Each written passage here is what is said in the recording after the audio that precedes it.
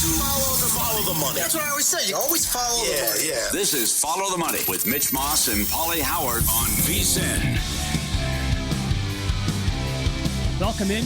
We are live in downtown Las Vegas. Circa Resort and Casino is the spot. Busy hour coming up in 15 minutes. Updated series prices, NBA and NHL playoffs. Jonathan Davis on the program. He bets a unique prop in the NHL on a daily basis, and he was in LA last night at the Kings game. And he's going to the game tonight. Did you see? You see the time they're dropping a puck tonight? I haven't looked. 8:10. Why? Carolina game starts at 3. All the games are on ESPN. Oh, so back to back. But 11:10 East Coast. That's a 10:10 Minnesota start on a Tuesday. Oh my God, it's unbelievable. Yeah, never heard of that before. I know. No, hold on. The T-Wolves played a playoff game, did they not, one night? I think it was a Sunday night. Yeah, like at Friday 9 o'clock, night? 10 o'clock Minnesota time. Yeah, it was a Friday or a Sunday, I know. Okay. But this is a hockey game, a playoff hockey game on a Tuesday at 10:10? That's late. All right, let's head out to the progressive guest line here. Wes Reynolds from VSiN does his weekly write-ups on the website for the PGA Tour, joins the program now. Wes, good afternoon. Thanks for the time. I'll ask you this. I haven't really gotten too nuts about betting the Zurich Classic over recent years because it's a team event. So it's difficult for me to even have any interest in this event. Do you find it to be kind of similar to that, or do you go hog wild typically for a PGA event?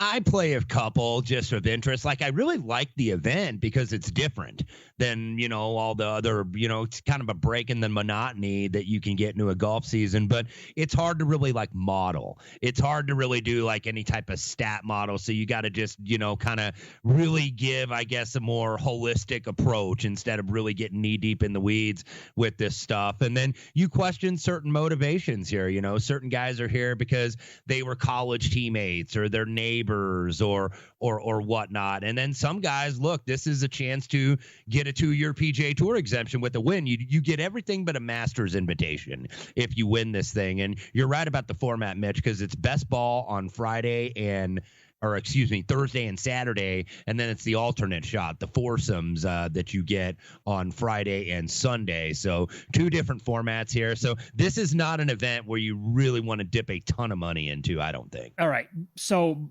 based on everything that you just said, and then you look at the odds board as well, because Shane Lowry is teammates here with Rory McIlroy, obviously they're going to be the favorites, and they're very low on the odds board. In fact, we have it up here at DraftKings right now. They're plus 360. Assuming that you want to avoid them, that also means that you're probably going to be able to find some value because they're such a big favorite here to win this event a little bit down the board. So where do you want to begin? Yeah, I think so. Yeah, I'm avoiding the top here. Rory might still be celebrating having the career Grand Slam. So, yeah, these guys I think are just going to have a lot of fun this week in New Orleans. So I'm going down the board. I'm not going to Colin Morikawa. I'm done with Colin Morikawa for now. I can't do it. He's Colin Parakawa for me. So just doesn't make enough birdies. But I did go on that first page of the odds board you see on the graphic. I went to Billy Horschel and Tom Hoagie. It's now about 25. I got it at 28. Horschel's actually won here twice. Won once as an individual player, just when they had the normal 72-hole stroke play event, and also won as a teammate of Scott Piercy a few years ago. He's really good in team competition. If you guys ever watched that TGL on Monday and Tuesday nights this year, that simulated golf, his team, the Atlanta Drive, they won the championship, and he made the big putt to win it. This guy really wants to make the Ryder Cup team. It's hard to believe he's never been on the Ryder Cup. And then he's partnered with Tom Hoagie, who's an absolute flusher with the irons, hadn't finished worse than 18th in any of his last 4 events. So I played to them, and I also played at Nico Echeverria and Max Grazerman at 35-1, who finished 4th here last year. Grazerman's been a runner-up 3 times on the PGA Tour over the last 9 months, and Nico Echeverria has a win in 2 seconds over the last 6 months. So they were the top putting. I mentioned it was difficult to model, so I just kind of had to add what they were doing over the last 24 or 36 rounds, and they were the top putting pair in this field. So Grazerman and Echeverria also at 35-1. Is there anybody else that you have drawn a line through for recent events, or I guess coming up in the near future because of what you just said about Colin Morikawa? Anybody else? To me, I have a couple of guys. Who else would make your list of guys who are just right now, current form, I can't do it? Maybe Patrick Cantlay, and he's still on that winless drought as well. He hadn't won in over 2.5 years now. JT just broke his drought last weekend, where it was almost 3 years since he won the PGA at Southern Hills. But Patrick Cantlay just hadn't been able to put it all together. Something's a little bit off with his game, and I keep thinking it's going to come along, and maybe it will, but I probably won't be there to see it. Well, the Money, Pauly, and Mitch VSiN, the Sports Betting Network. Wes Reynolds on the Progressive Guest Line. What do you think of your Pacers tonight? Mitch asked me about props and who I like, and I love the Pacers laying 4. The Bucks also have no answer for Siakam, by the way, whose prop is 19.5. That seems low. What do you think of this series, and if the Pacers can win this series in 4 or 5 or 6? Pauly, I wasn't surprised that there was a little bit of dip in the series price before game 1, because it's like, okay, Dame time is going to go at some point in this series, and he's going to go tonight. But everybody kind of seemed to forget, including some other media outlets, like that I haven't watched the Pacers that much this year. Well, if you hadn't been watching them since January 1st, they're the 4th best team in the league, record-wise. Yep. And, I was like, I got a minus 145 before the series on the Pacers, and that was just so cheap to me. And it's not like I think they're going to sweep them or anything, but the Pacers are a better team, guys. They're 10 deep. All these guys that have missed time, now the backups have gotten more time. Matherin's been great off the bench. Obi Toppin has been, even Thomas Bryant's been a really good contributor for this team. And you know what you're going to get consistently out of TJ McConnell. So in terms of tonight, I would lean a little bit Pacers -4. It might even dip to 3.5, but I did play the Tyrese Halliburton prop tonight. I played over points. I'm sure you guys have talked about it. The article in The Athletic that came out that Tyrese Halliburton was voted the most overrated player in the NBA, and he didn't have a real great game in at least scoring standpoint in game 1. He only had 10 points, but I think Tyrese is going to welcome this challenge. He and Damian Lillard got a little bit of a rivalry going, and Dame was talking off the bench, and it's kind of ironic because Tyrese Halliburton, kind of looked at Dame as like almost a hero of his. He really admired him, and Tyrese is a Wisconsin-based kid, as Mitch well knows. So this is a big series for them, and this is a rivalry, and the Bucks really don't like the Pacers all that much, and I don't think they're going to like him at the end of the series. But all I played so far is Tyrese over his points at 18.5. Great point. You had Halliburton mocking Dame with the Dame time. You had the ball gate with what happened with Freak as well. So a lot of good points, and you're right about how well they played since January. Can you hold your nose and take 14.5 with Memphis? I can maybe hold it for 24 minutes and take the first half at 8.5. All right. Hopefully a 9 pops. I know that got hit a little bit earlier, but I think Memphis, they were kind of just walking into a gauntlet on Sunday, and they had to play 2 games. Of course, had to play the Warriors, and then had to play at home on Friday night against Dallas. So they looked dead early, and Oklahoma City just kept pounding them and got up 50-some points, and it's like, what are you going to do?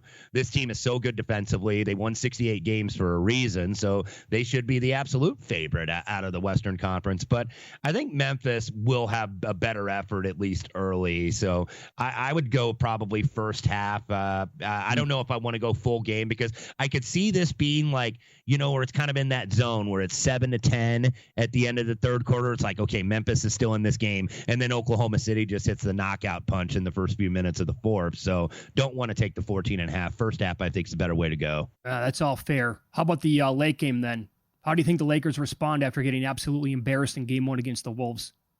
Well, it's priced in, and it would seem that the Lakers would respond here at 5.5. I think actually DraftKings might have a 6 up there, one of the only ones in the market if you're searching for the best number. But I like the Timberwolves in the series anyway, and I don't want to react to game 1, because I think we too often do that. Like, look, people did that last night with the Knicks and the Pistons. Like, oh, the Pistons aren't ready for this smoke. They don't have the playoff experience, and they took it to the Knicks, and they were the way better team last night. But I'm concerned with the Lakers, because this is the type of series where I feel like they miss AD. They miss somebody that can have some length, a big guy with length that can bother Minnesota. And Minnesota, they can spread the ball around. It's not just Ant-Man. The guys off the bench, Reed was big in game one. DiVincenzo, Alexander Walker. So this is a team that now has some playoff pedigree. Went all the way to the West Finals last year, and taking Denver all the way to the limit. So they're not scared. I was a little bit surprised that so many people were like, "Oh, the Lakers, man, this is their year. This is their." Pelinka won the Executive of the Year, and now they got Luka, so they're just going to roll and they're going to be a lock title contender. I don't think so here. I think the Lakers are in trouble in this series. That being said, I don't know if I want to get in front of them tonight. All right, great stuff. You can follow Wes on X. He's at Wes Reynolds 1, and you can find his weekly write-ups on the PGA Tour at VSiN.com and listen to the podcast here called Long Shots as well. Wes, thanks for the time today. Best of luck. Thanks for having me, fellas. Appreciate it. There you go. He was on the Progressive guest line. NFL Draft starts Thursday. VSiN knows every pick matters. Tune in for 2 special live shows breaking down every pick from a betting perspective. VSiN Primetime Draft Edition, 7 p.m. Eastern, followed by Cashing Out, 11 p.m. Eastern. NFL Draft Hub on the VSiN Watch app. Check that out. Exclusive analysis, team needs, and insights. VSiN.com/draft. Full coverage. Stream it all live on the VSiN Watch app. You were asking about Franklin's? In Austin, yeah. Barbecue spot? 2 hours. Yeah. They line up an hour before they open. They run out of every kind of meat every day. That sounds familiar. Okay. And also in that area, Whataburger in Dallas on weekend nights can have lines so long with slow service it can lead to an hour-plus wait easy. We're talking 1 a.m. Out here, with In-N-Out being so popular, I've counted the carbs at the drive-thru before. Oh, yeah. 26, okay. I think, was a high. Yeah. That's a little long, man. And they're pretty efficient. I'm not going to be the 30th car in line. And when you notice that, a lot of times nobody's inside. Great point. So you go walk right in. Yeah, right. Take a seat. True. Bam. That is true. You're way ahead of the line at that point. We'll update NBA series prices, discuss Game 3s tonight as well. NBA and the NHL coming up on Follow the Money. It's VSiN, the Sports Betting Network.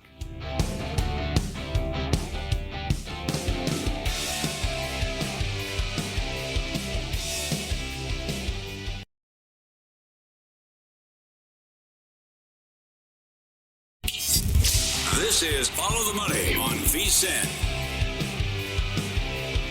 VSiN's very own NHL betting analyst, Jonathan Davis, in studio coming up, bottom of the hour. We'll hit the NHL hard at that point. Pauly, stop me when I rattle off a dog here on a series price in the NBA that catches your attention, might be worth a bet. Well, I could begin with Pacers-Bucks, but you already said how you feel about that one. Love Indiana. Love the Pacers. I agree with Wes that the series price also was way too low.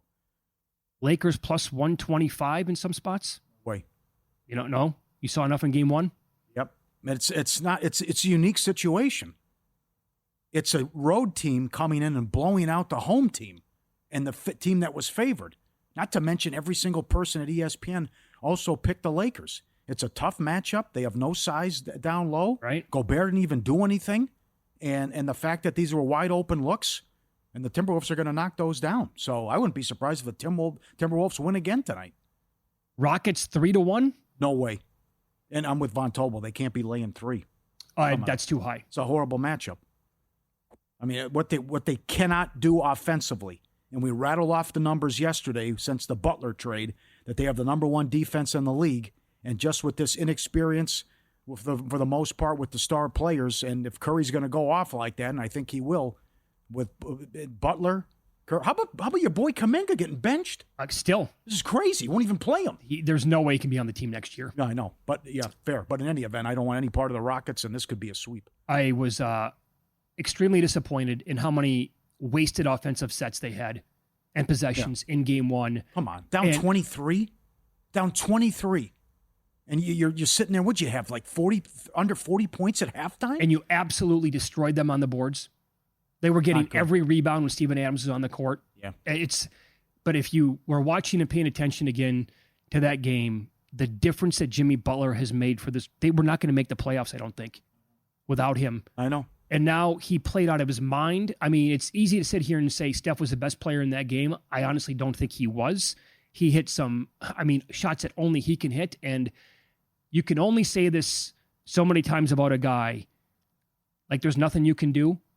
There is literally not, outside of hurting the person, There's nothing you can do when Steph's hitting those shots. And I've never said that about an individual player as often as I've said that about Steph Curry. Well, it's like the Larry Bird game in Atlanta when the guys on the bench are laughing and rolling over. It's like he's the greatest shooter of all time.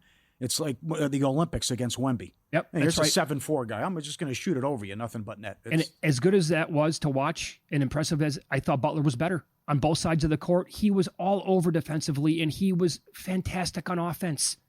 Playoff Jimmy is a real thing. Yeah, it is. All right, Nuggets plus 140 in that range?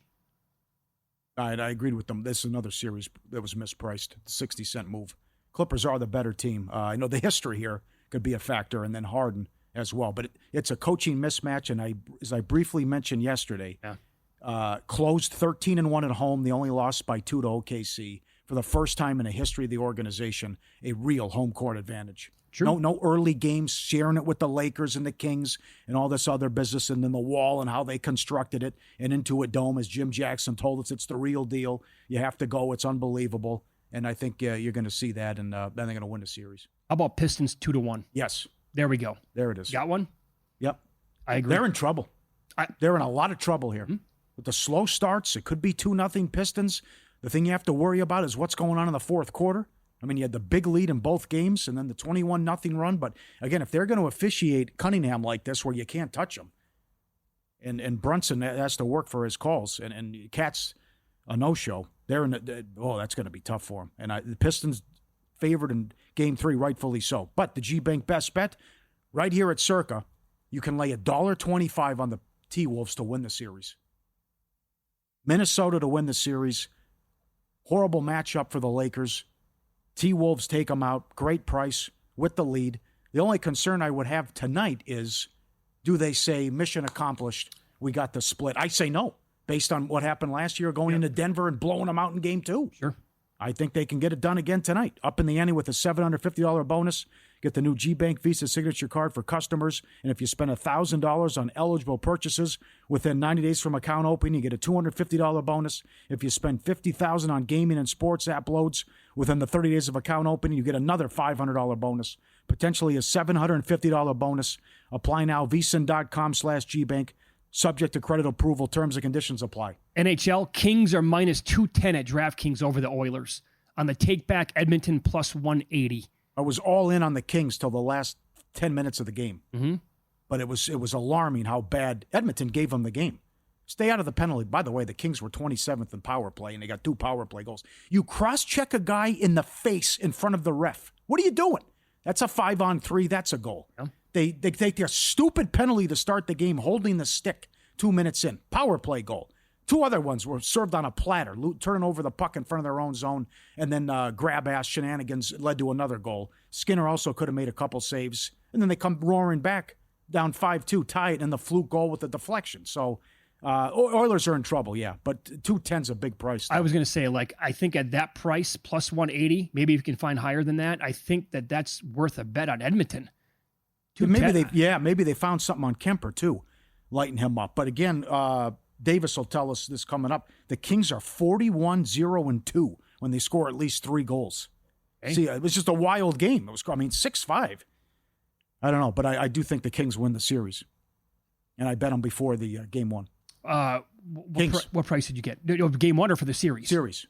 Plus, what was it, plus 10. Yeah, because I think that thing was moving all over the map, right? They went off the favorite here at Circa, yeah. Some of these series prices, I mean... all over the place. And in the NBA, you said that, 60-cent move. So some books opened up Denver higher than minus 190 to win it over the Clippers. Uh-huh. Other books opened up like almost a pick'em or much closer to a pick'em in that. I can't recall that ever happening before. Maybe I'm missing it, but to see that big of a swing within a day or maybe 36 hours, that doesn't happen very often. I'm strong on Carolina as well. To win in regulation, the Devils had injuries coming in. Then in the loss where they were blown out, they suffered more injuries. Unless Markstrom can stand on his head or there's some softies, Mr. Softy shows up with some bad goals from Carolina, I can't see any way the Devils hang. I did. That's the one future that I have is when Jeff Davis came on here from Circa a couple of weeks back. He said, oh boy, the 5-1 that's out there in Carolina to win the East, he thought it was a great number. I respect the daylights out of Jeff Davis. He's incredible on this stuff. So that's the one that I had to bet. I had to bet him at 5-1 to win the East. They were fantastic in game one. And he was 60 to 70 cents higher on the series price than everyone else. Toronto was great in game one. Good goaltending, a lot of power play goals. We'll see if there's more offense against Ottawa. And I'm with everyone, and I know if we're all thinking alike, we're not thinking, but I think Tampa's the side, too, to win this series against Florida and how well they've played down the stretch. And they're $1.20 in game one, $1.10, $1.15 series price. And I wouldn't be surprised if they go to the Stanley Cup as well. Dennis Bernstein again with the hot take that they win in 5. Loves Tampa. That Tampa Bay wins in 5. Okay. So any concern with the Golden Knights? That was not an easy game for them against Minnesota. And I know a lot of people poo-pooed the Wild's chances coming into the playoffs, especially against VGK. Yeah, right. I don't think Minnesota does anything well. You're not the only one. I don't really think much of the Wild. The horrible play down the stretch. And how many goals are they going to score? I mean, can they win 2-1, I guess? But the one cause for concern would be how bad the penalty kill is for VGK. But I think it's priced appropriately, and they're a huge favorite tonight, and everyone's going to be betting the puck line again. Well, I'm sure that you guys talked about that quite a bit yesterday on the program. Incredible. I mean, you're coming on 1 second left. That's all-timer. Yeah. To by the way, right, shoot it. For both bets. Right, and the under. And yeah. Yep. Can't believe it. And everyone bets that here in town. It was a killer. But now what are they, 4-0 against them? They're 4-0 against them. They've outscored them 20-7, I think, or 20-8. So, no, 16-6, I think. But 4-0, and plus the history of Minnesota. Haven't won a series since 2015. Okay, so you mentioned something there as well with Carolina. You like them in regulation tonight. Do you prefer, because you do bet that like throughout the year in the NHL. You could even go for Jonathan Davis is on first period as well. Okay, you get that plus money. Do you like betting in regulation as opposed to yes the puck line? Yeah, especially if it's a mismatch like this. I mean, they're $2.80 tonight. I know. Yeah, they're the price right now to win the series after game one is minus $650. Yeah. But they have to be. Yeah, has to be. I'm with you. It was a mismatch going in, and now more injuries for the Devils. My God! By the way, the Panthers are now favored against Tampa Bay in their series. I don't get it. I'm with the people on Tampa. Wyshynski likes them. Bernstein loves them. Better coach. I think better goaltending. You got Vasilevsky, and how they play down the stretch. And I'm gonna have to go with Tampa in that one. But a great night of hockey. But it's been strange, right? Favorites 8-1. Yep. And again, the only home loss was Dallas in game one to Colorado. That was it. Yeah, that was a tough one for Colorado. Up 3-2 with 8 minutes left. That series is over if you win. But full marks to Dallas for coming back. I would agree. Up next, Jonathan Davis going to pop on the program. He's in studio today. He was in L.A. at the Kings game last night. He's going to go to VGK in the Wild tonight. We'll get his thoughts on the card that we have and also a unique prop that he bets in the NHL on a daily basis. Details on that next here on VSiN.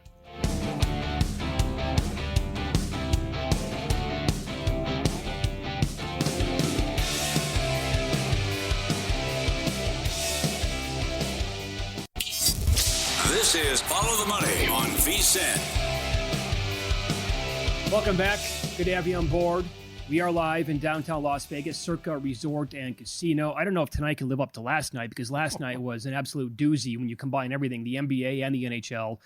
And we'll go hardcore hockey here. Next two segments, Jonathan Davis on the program, VSiN's very own NHL betting analyst. Follow him on X at West Coast Hockey. Good to see you today. How are you, pal? It's great to be here. And you're right. Like I was at crypto last night for the 6-5 game. It was, I thought we were done at 4-0. I thought, okay, yeah, we're done. Even 4-2, 5-2. What was even the live number when it was 4-0? The Kings, good question. The Kings were $9 up 2-0. Oh, so think about what. Well, because remember, Edmonton didn't have a shot on goal for 16 minutes. Yeah. So it's 4-0, and Edmonton can't get out of their own way. And then I don't know what to make of the last 10 minutes. That was one of the strangest games I've ever seen. It was bizarre. It was, it was almost the reverse miracle on Manchester. That's right. Good call. Yeah. When the Kings came back and beat the Oilers, we thought we were going to get the reverse last night. Yep. It was unbelievable, and for LA to score with 42 seconds to go, it just. That was overtime essentially, but to have McDavid and Draisaitl on the ice for that goal was more shocking. So the place must have been on fire last night. We were kicking this around now because of how the game closed, and you're still talking about those two players and that team overall, the experience from getting there last year. plus 180 right now at Edmonton to win the series. Is that a big enough number for you? Yeah, I think so. Absolutely. Evander Kane's going to play game 2 for Edmonton. That's going to be that'll help. Look, but the biggest problem that Edmonton has is that Evan Bouchard can't be the LA Kings' best player. He served up 2 pizzas. I know. He had 2 great assists for the Kings. Ridiculous. It was that they really missed Matthias Ekholm. It's kind of like what's going on in Dallas with Miro Heiskanen not being out. It's a big loss. That's the big concern I have for the Oilers. Well, how about your numbers here, though, too? LA 41-0-2 when they score at least 3 goals. In 20 of the last 23 games, they haven't allowed a first period goal. Yeah, I mean, so I was saying to one of my buddies who works on the Oilers broadcast last night, I said, this is the first time I would say Edmonton doesn't want to be in a 6-5 game. Ironically, that was the score. Because they have to keep the Kings to, it's got to be 3-1, 3-2 for them to win, just based upon what LA does when they score 3. So, yeah, Edmonton's got to try to find a way to keep these games low scoring. I don't know if they can do that. I don't trust the defense, and Skinner's a mess, too. Oh, boy. But then again, my takeaway could be down 5-2. Did they find something here, and did they solve Kemper? I think they solved Kemper, but at the end of the day, they lost. And it was their blue line, which to me is the biggest concern. You know what they've got with McDavid, who was ungodly last night. But their blue line is going to be their Achilles heel. And it was last night. Okay. So you're going to go to VGK and the Wild tonight then? Yes. It's a hell of a 24 hours for you. And then LA, Edmonton tomorrow. Again tomorrow. Yeah. My man. Okay. So any concern with the Golden Knights? Nobody really gave Minnesota that big of a chance. Nobody's really high on the Wild this year, especially going up against a team like VGK in the first round of the playoffs here. Any concern with you about the Knights? I thought people assumed it was going to be a lot easier than that for them.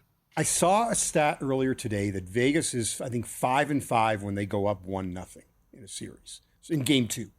So, yeah, I mean, people have to remember the Minnesota Wild were 20-8 to start the year, and then they lost Kirill Kaprizov for 41 games this year. They're healthy.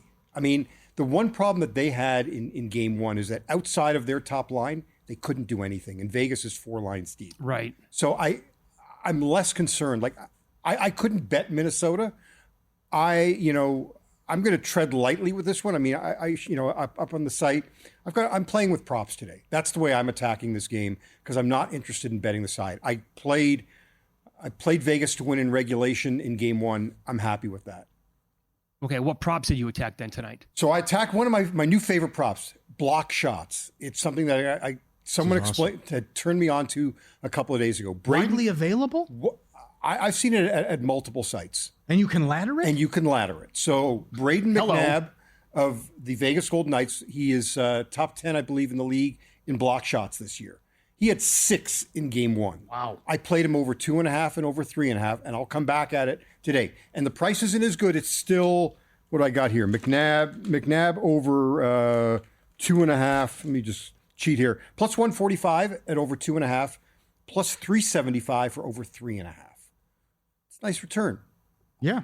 So that's what I'm attacking there. And Jacob Middleton on the Minnesota side, he is top 10 also, shot blocks. Get him at plus 135 just to get 3. He missed it by 1 in game 1. Well, you know what? I found it already. Yeah. I had no idea that they existed either. I'm not. How much research you do into this? A lot. Yeah, I go through every team. I go through every player. You're looking, primarily you're looking, they offer defensemen primarily. There are very few forwards that they'll offer. But, the difference is that come playoff time, guys are sacrificing their bodies. Damn right. Especially guys McNabb is now the new Alec Martinez for Golden Knights fans. All right. Thank you very much. I'm going to bet that right now. I'm grabbing him over 2.5 block shots at plus 140. Yeah. It's a good price. Okay. How about the 8-10 puck drop here? What the hell are we doing? Well, because look, you've got 4 games today. Look, how about you're in Minnesota? It's a 10-10 puck drop. I know, but what don't get caught with your pants down. By the way, Carolina game goes at 3. Right, 3:00 Pacific, and then look, I thought Tampa wasn't going to play until August. Yeah, we've got 2 games. I've already had 2 games of the series, and we haven't even started Tampa, Florida. Yeah, there's a conspiracy theory out there that they wanted to let the Panthers get healthy and maybe that's why they're starting so late. But look, you've got all these starts that are staggered across the board, so it really didn't have much choice for TV other than an 8 o'clock Pacific start time. How about the empty net goal with less than a second left? Oh, man. Puts it over and covers the puck line, which everyone bets on. And team total. Yeah, that was 3-for-1. Okay, I'm with you tonight. A lot of ways to attack this and how you want to do it. 310 Pacific. Carolina's 280 against New Jersey. It was men against boys in game one, and then more injuries for New Jersey. To win in regulation, first period, plus money, team total, take it away. Yeah, so look, the Devils, they're missing. They lose Luke Hughes and Brendan Dillon, two of their top 6 defensemen. They were already without Jonas Siegenthaler, so now you're missing 3 of your top 6. You're playing against the Carolina team. They're relentless. So, yeah, it's minus a half goal in the first period for Carolina. You get that at plus – I got that at plus 130. Carolina on the puck line, I just don't see – I don't see Carolina being held to, let's say, even if they score 3. New Jersey doesn't have enough to score 2. There's no way. I'm with you. So I like the puck line. I like the team total as well. And I also played Jacob Markstrom over 29.5 saves. He faced 45 shots in game 1. Now, you could, and I got that at plus money, you could take Markstrom just in regulation over, I think it's 26.5 now. So that may, you're not going to get plus money on it. But if you believe this game's not going to regulation, I still think he's got to make it like 28 saves minimum. It was outrageous in the first game. At one point, shots were 28-8. Yeah. So that's a good one. Great to have you on the team. This is awesome with the props you're giving out and everything. And does it every day. Jonathan Davis, our guest. How about Toronto was great in game 1? How about a total of 5.5 now and about $1.65? Yeah, let's go over. I mean, I think a lot to do with Linus Ullmark on the other side. He was not good. He wasn't good, and he's not been a good playoff goalie. Even go back to his days in Boston. I think there's too much firepower on Toronto. I think and look, Ottawa only got one past Stollers, but I think they could even contribute too here. The first goal was Mickey Mouse. Clear the puck. What's he to cover the puck? What's he doing? Now, what I would target. This is another thing that one of my buddies had shared with me. Take the team to score in the first period who lost the previous game. It's 2-0 so far. Now, I won't go with it with New Jersey because they got to come out firing. Okay, so what's Ottawa to score in the first period? I think it was about minus 135. To score a goal in the first period. To score a goal in the first. Okay. I do like that. I wouldn't touch Ottawa. I mean, for me, I love the over. That to me would be my favorite play, side or total. Okay, so then if you like Ottawa to score a goal, then you got to bet the first period over 1.5 then too, right? You even bet for both teams to score in the first? Yeah, and then you're going to get plus money. BTTS. Yeah. That's right. I think that's another way to approach that one. All right. Tampa, Florida. Again, Dennis Bernstein has Tampa in 5. Yeah. He has them going to the Cup. Greg Wyshynski, ESPN.com, also has Tampa going to the Cup. Yeah, I have Tampa in 5. I played Tampa in 5 and Tampa in 6 as well. I just think they're too strong, and they're healthy. I love, look, you've got Jake Gensel. I love the addition of Yanni Gourde. There's a guy you can get Yanni Gourde, who's former Lightning, comes back. He's playing on the top line. You get him at plus 470 to score a goal. I got a guy who's playing on the top line, getting that kind of money. I got to jump on it. So I do like that. And the other one, your good friend, everyone, Kevin Rogers, at Rogers Picks. Yep. Texted me today with this one. Florida has only won a first period once in their last 17 games. 7-9 are the Panthers. So I took Tampa on the money line, minus 120 to win the first period. So if it's a tie, it's a push. Not a bad. Okay, that's good. Not a bad price as well. I feel good. I got a better goalie. Yeah, better coach. And I'm playing better hockey. Look, you've got Matthew Tkachuk coming back for his first game since the Four Nations. I don't know. I think he's going to be a little rusty. They're missing Aaron Ekblad on the back end. So, it's tough. More with Jonathan Davis. I want to dive into first periods a little bit more as well coming up next year on VSiN.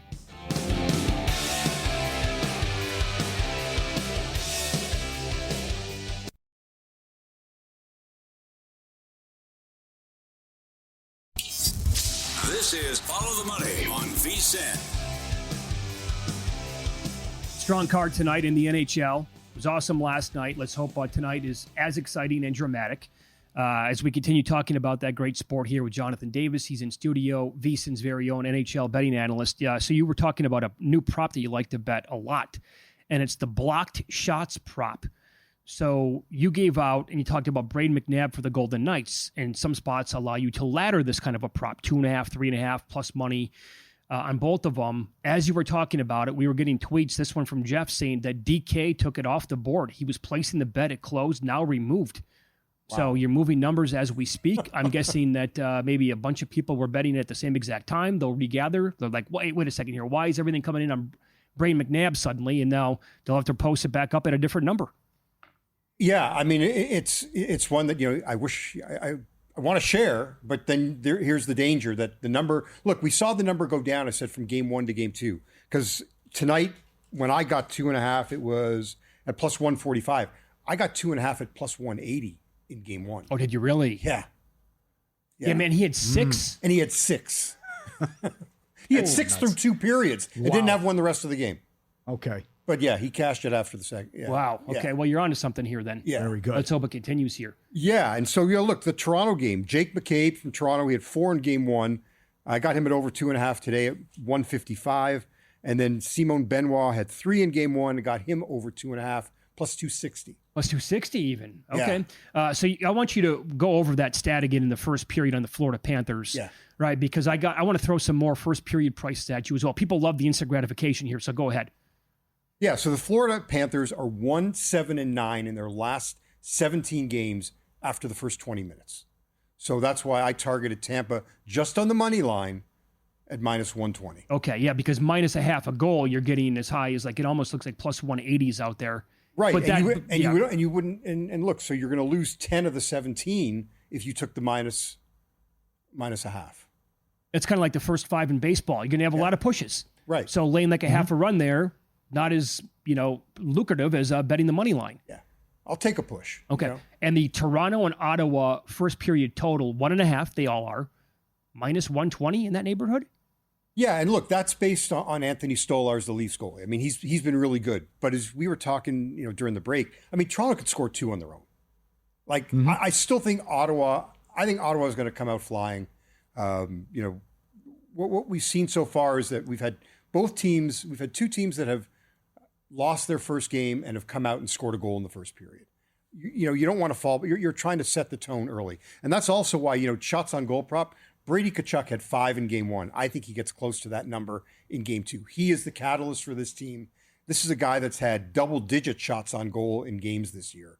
I love him tonight. I got him at over 4.5 at plus $2. Oh, did you really? Okay. All right. That's something that you can also ladder at several spots. You can. Absolutely. Yeah. That one's... Yeah. Now, this series, I don't know how many games it's going to go, but it doesn't have to go 7 games to be a really good, tight, competitive series, and that's Winnipeg and St. Louis here. But can St. Louis, and when I say, can they make it interesting, can they win now a couple games here when they go back home, and can they push them to 6 or 7 games? I think they can. I mean, look, what the saying is it's never a series until you lose one at home. Mm-hmm. They've lost 2 one-goal games. Game 1, they had leads of 1-0 and 3-2 late in game 1. Game 2, Winnipeg, I thought, controlled the game far better. That was a really good game by the Jets. Jordan Binnington was the Blues' best player. But hey, look, now you're coming home. Absolutely. Look, I still think this series has the opportunity to go to 6, but the Blues have to find a way to create some distance from Winnipeg. It's going to be tough. The Jets so far look like a different team than we've seen from years past, because the previous 2 years, you think, they went up 1-0 on VGK, they lost 4 straight. Yep. They went up 1-0 on Colorado last year, lost 4 straight. They exercised one of their demons already by winning back-to-back games in a series. And Hellebuck needed that too. His playoff issues the last 2 years as well. Total 5.5, heavily juiced to the under on Thursday, and Winnipeg a small road favorite. How about an exact that you played? Toronto VGK to meet in the Cup, 35-1. I did it because strictly of the value. The Leafs are a team that has always scared me, because I've said to you guys before, their 2 best players, Austin Matthews and Mitch Marner, in my opinion, they like to win. They don't hate to lose. So until you've got that hatred to lose, I don't think you can ever win. But the price on Toronto is really good. They're a different team under Craig Berube. So strictly on the price, I like them. I took them to go through the Eastern Conference. Vegas, I mean, it speaks for themselves. They're 4 lines deep. I would say Colorado is the other team that's 4 lines deep. I think the best teams are in the West. Colorado, what they did at the trade deadline, what they've done throughout the year, they're tough. But I don't know. I love what Vegas. I love this roster, and they're healthy, and no one's talking about them. They were the quietest 110-point team in the NHL. Yep. So what do you make of Colorado now? $1.75 in Game 3 and a 60-cent move before the series started on the series price. As Robertson's out, Dallas they had to have it last night, but Colorado almost beat them again on the road. But now Game 3, Colorado $1.75, 6.5 the total. Yeah, I mean, I would lean over. I think this is going to be. I'd even play first period over.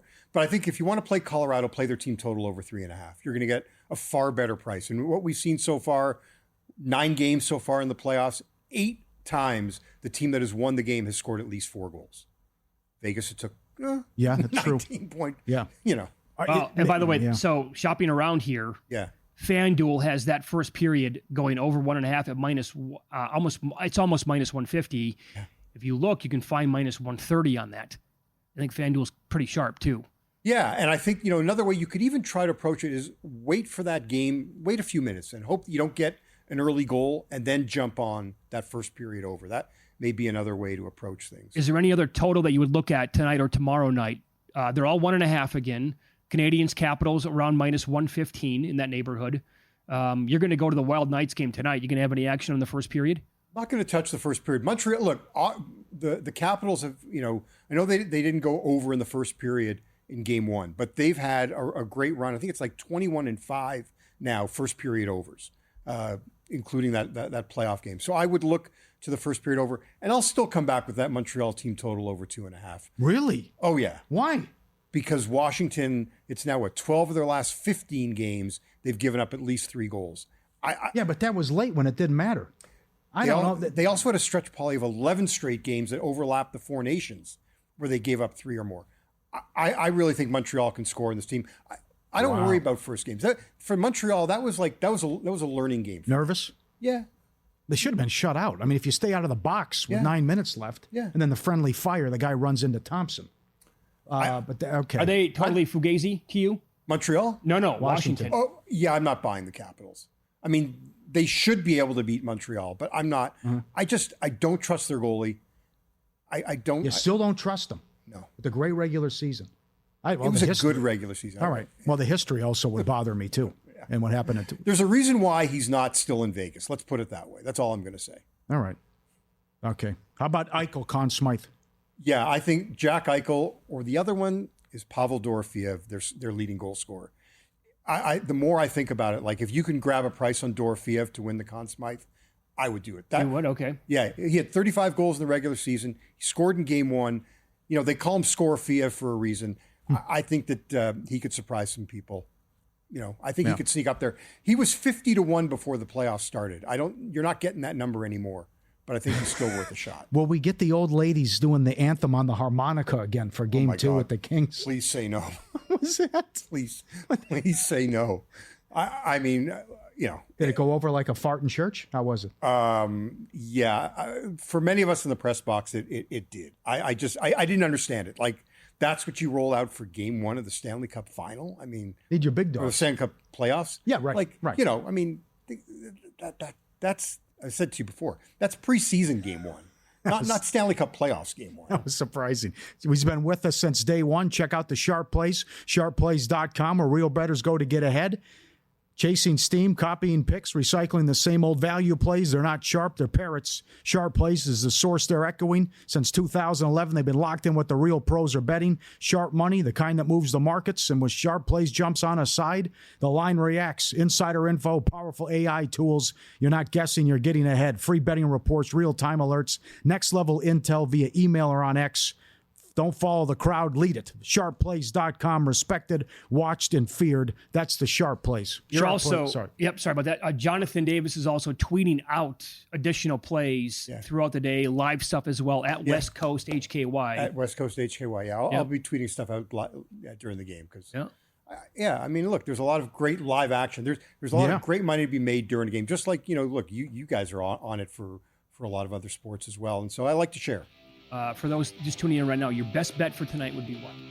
Best bet tonight would be Carolina. I'd say Carolina team total. Okay. Second best bet would be Ottawa-Toronto over 5.5. All right, pal. Good luck. Thank you. Thanks for the time. Thank you. Enjoy the game. Up next, we'll hit today's Major League Baseball card. I am fading one of the worst teams in baseball. Lane outruns tonight.